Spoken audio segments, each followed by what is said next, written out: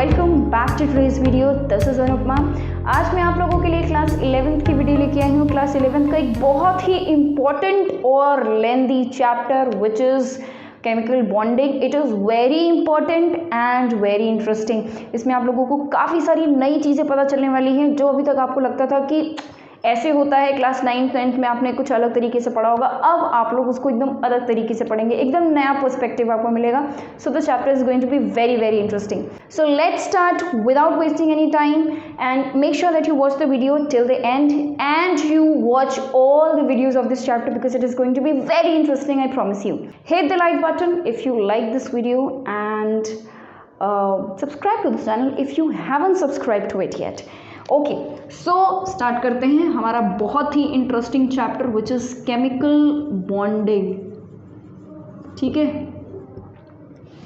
So now chemical bonding में आज हम लोग थोड़ा सा थ्योरेटिकल पार्ट करेंगे। It is just an introduction to why atoms combine to form molecules और कंपाउंड्स। ठीक है, तो आज का जो वीडियो है it is going to be very theoretical. तो हो सकता है कि इसमें आपको कुछ बहुत ज़्यादा नया ना पता चले, but this is the base of what we will study in next video. तो आज हम लोग पढ़ने वाले हैं Kossel Lewis approach of chemical bonding. उसके बाद हम लोग आज की वीडियो में ऑक्टेट रूल पढ़ेंगे। ठीक है, तो सबसे पहले बात करते हैं अब कोसेल-ल्यूइस अप्रोच क्या है। They were the first people जिनकी थ्योरी एक बहुत ही कंसिडरेबल एक्सप्लेनेशन देती है as to why atoms combine to form compounds and molecules. तो कोसेल और ल्यूइस ने इंडिपेंडेंटली काम किया, तो दोनों की थ्योरीज अपनी अलग अलग है, दोनों ने मिलके साथ में काम नहीं किया था। So this is the very big misconception कि दोनों साथ में काम कर रहे थे। नहीं, दोनों अलग अलग काम कर रहे थे। तो सबसे पहले हम बात करते हैं ल्यूइस का अप्रोच। ठीक है, तो we are studying Kossel Lewis approach. ठीक है, अप्रोच जिसमें कि यहाँ पे मैं आपको ल्यूइस का बताऊंगी और यहाँ पे मैं आपको कोसेल का बताऊंगी। ठीक है, कोई कंपैरिजन नहीं है दोनों में, दोनों एकदम डिफरेंट थ्योरीज है। ठीक है, एक ही चीज़ के बारे में बात करती है बट डिफरेंट पर्सपेक्टिव से। ठीक है, ओके। ल्यूइस के हिसाब से ल्यूइस ने क्या बोला, उन्होंने ये कहा कि जो एटम्स होते हैं वो उनके बीच में, उनके सेंटर में होता है एक पॉजिटिवली चार्ज्ड कर्नल।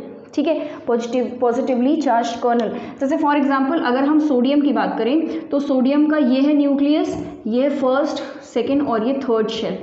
ठीक है, मैंने इसको सर्कुलर बनाया है, बट ल्यूइस के अकॉर्डिंग जो एटम्स का जो आउटर मोस्ट शेल है they are in the shape of a cube. उन्होंने ये अज्यूम किया था। ठीक है, ऑब्वियसली स्ट्रक्चर ऑफ एटम तो हमें पता है कि it is spherical in shape. Anyway, तो इन्होंने ये कहा था, देखो ये है न्यूक्लियस और ये 2 इलेक्ट्रॉन्स पहले शेल के और ये दूसरे शेल में उसके 8 इलेक्ट्रॉन्स, 1 2 3 4 5 6 7 एंड 8 इलेक्ट्रॉन्स और आखिरी शेल में 1 इलेक्ट्रॉन।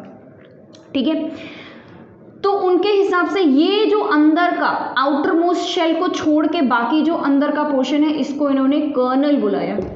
ठीक है, उन्होंने क्या बोला इसको, कर्नल। ठीक है, ये आपका वैलेंस इलेक्ट्रॉन है। ठीक है, ये वर्ड तो हम यूज कर चुके हैं पहले ही, और इसको हम बोलते हैं वैलेंस शेल। ठीक है, और उन्होंने ये कहा था कि ये जो वैलेंस शेल है it is in the shape of a cube. ठीक है, क्यूब पहले बनाते हैं, क्यूब।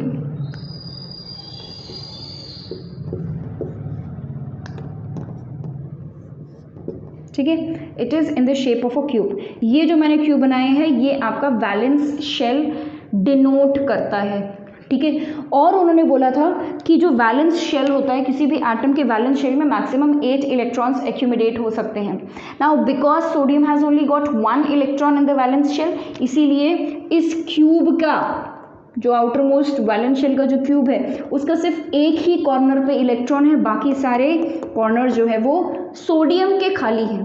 ठीक है, इसी तरीके से अगर हम मैग्नीशियम की बात करें तो मैग्नीशियम के आउटर मोस्ट शेल में कितने इलेक्ट्रॉन्स है, 2। इन 8 यानी कि इन 8 कॉर्नर्स में 2 कॉर्नर्स इलेक्ट्रॉन से भरे हुए हैं, बाकी सारे खाली हैं।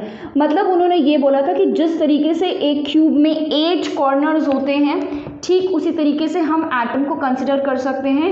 एंड आउटर मोस्ट शेल में एटम के मैक्सिमम 8 इलेक्ट्रॉन्स आ सकते हैं। तो जितने भी नोबल गैसेस हैं लीविंग हीलियम को छोड़ के बाकी सारे नोबल गैसेस में आउटर मोस्ट शेल में 8 इलेक्ट्रॉन्स फिल होते हैं।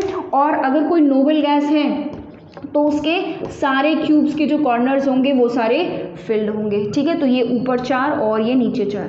तो ये था ल्यूइस का कॉन्सेप्ट। अगर हम इसको वर्ड्स में लिखें, ठीक है, अगर हम इसको वर्ड्स में लिखें तो ल्यूइस ने ये कहा था कि एटम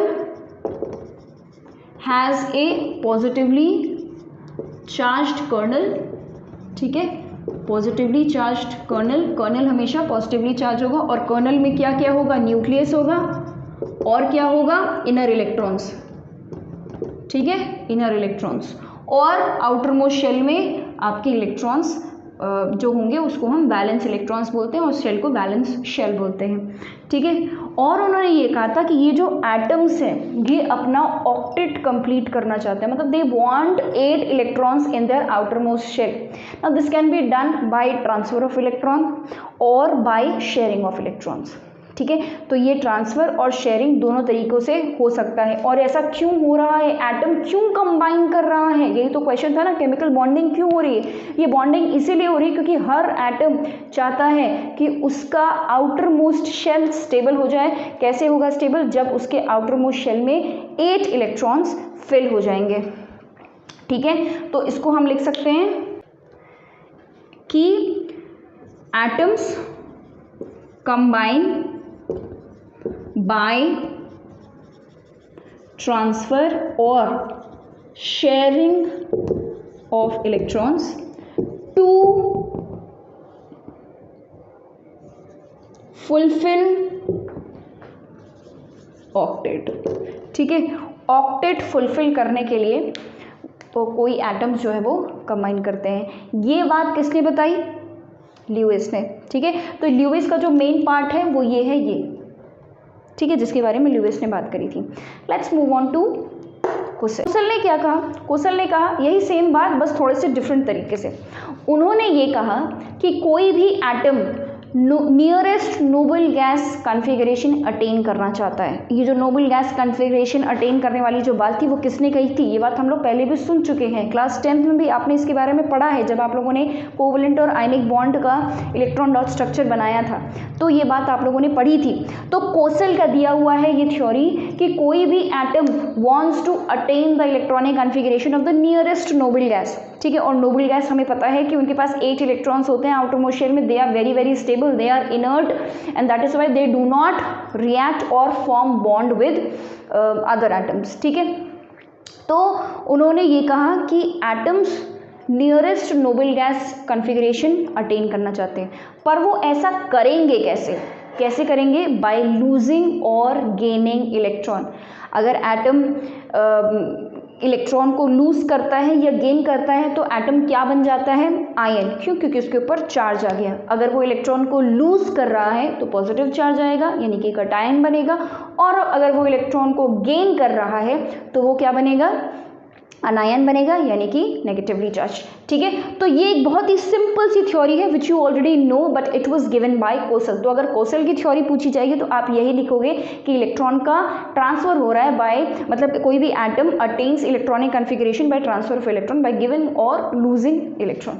ठीक है, तो यहाँ पे हम ये लिख सकते हैं कि atom attains nearest noble gas configuration, nearest noble gas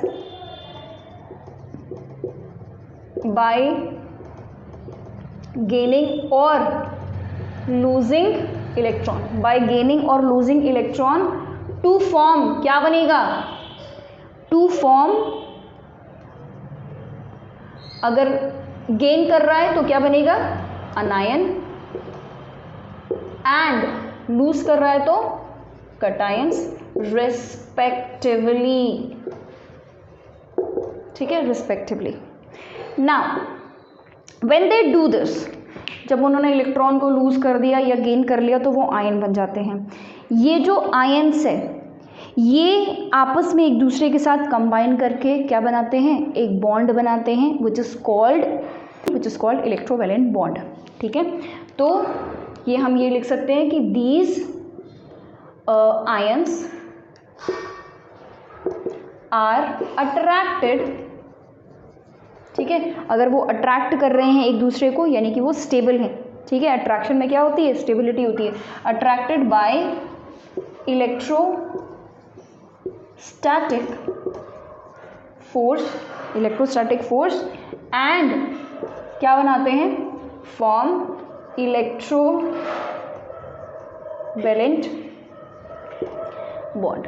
ठीक है, तो ये कोसल की थ्योरी थी और ये ल्यूइस की थ्योरी थी। Please write this down, then we will move on to octet rule. All right, so now Lewis और कोसेल ने मिलके एक इलेक्ट्रॉनिक थ्योरी दी थी ऑफ केमिकल बॉन्डिंग।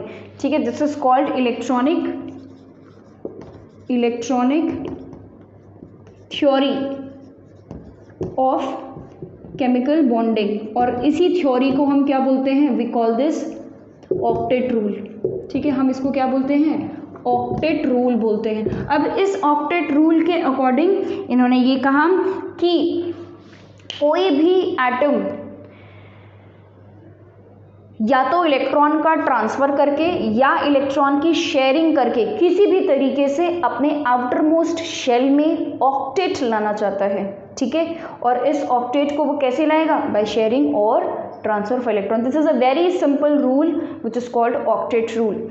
ठीक है, जिसको हम electronic theory of chemical bonding भी कहते हैं। तो इसमें एन एटम, डेफिनेशंस लिख लो, क्योंकि अगर कई बार ऐसा हो सकता है कि what is explain the octet rule and it's limitation हम पढ़ेंगे, पर फिलहाल आपको ऑक्टेट रूल का डेफिनेशन आना चाहिए। So an atom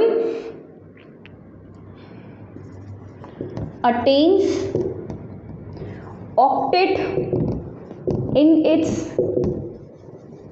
valence shell by transfer of electron from one atom to another or by sharing of electron with another atom। ठीक है, this is how the octet will be attend. ठीक है, सो ये हो गया हमारा इलेक्ट्रॉनिक थ्योरी जिसको हम ऑक्टेट रूल भी कहते हैं। Right this down. All right, so this was all about today's video. यहाँ पे मैं वीडियो वाइंड अप कर रही हूँ। This was a introduction of the chapter. Next video में हम लोग आयनिक कंपाउंड से शुरुआत करेंगे और उसके बाद फिर आगे चैप्टर को बढ़ाएंगे। So don't forget to watch the next video and make sure that you hit the like button if you like my effort and subscribe to the channel if you haven't done it yet. Also, if you're already a subscriber, then thank you so much for being such a great supporter. Make sure that you put your thoughts, your advice, suggestion, if you have any, in the comments. I will definitely follow that up. Thank you and bye bye.